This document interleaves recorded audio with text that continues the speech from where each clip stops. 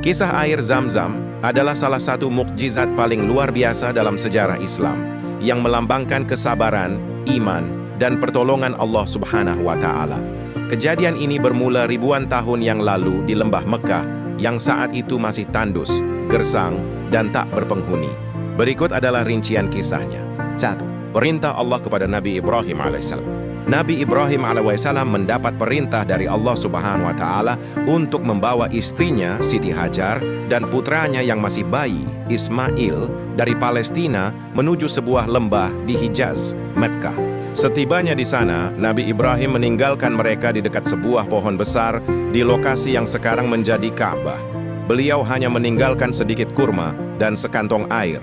Saat Nabi Ibrahim hendak melangkah pergi, Siti Hajar mengejarnya dan bertanya, "Wahai Ibrahim, kemana engkau akan pergi dan meninggalkan kami di lembah yang tidak ada manusia dan tidak ada apa-apa ini?" Nabi Ibrahim diam tidak menjawab. Namun, setelah Siti Hajar bertanya, "Apakah Allah yang memerintahkanmu melakukan ini?" Nabi Ibrahim menjawab, "Ya." Mendengar itu dengan penuh tawakal, Siti Hajar berkata, "Kalau begitu, Allah tidak akan menelantarkan kami." 2. Perjuangan Siti Hajar, Safa dan Marwah. Setelah beberapa hari, persediaan air dan kurma habis.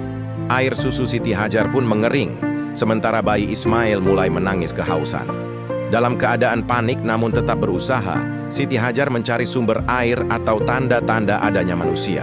Ia berlari ke puncak Bukit Safa, memandang ke sekeliling, namun tidak melihat siapapun. Ia turun dan berlari kecil menuju Bukit Marwah, mendakinya, dan tetap tidak menemukan air. Ia selapuan perjalanan bolak-balik antara Safa dan Marwah sebanyak 7 kali. Perjuangan inilah yang kemudian diabadikan dalam ibadah haji dan umrah sebagai prosesi sa'i.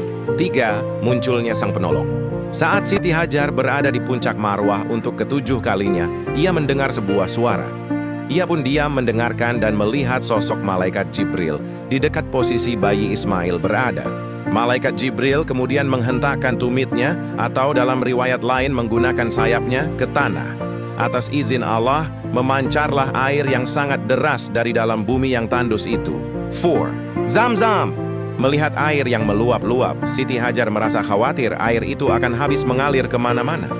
Ia segera membendung air tersebut dengan tangannya sambil berkata, "Zam-Zam, Zam-Zam," yang artinya berkumpullah atau mengepunglah. Rasulullah SAW kelak bersabda mengenai kejadian ini, "Semoga Allah merahmati Ummu Ismail, Hajar. Seandainya ia membiarkan Zam-Zam itu dan tidak membendungnya, niscaya Zam-Zam akan menjadi mata air yang mengalir di atas permukaan tanah." H.R. Bukhari.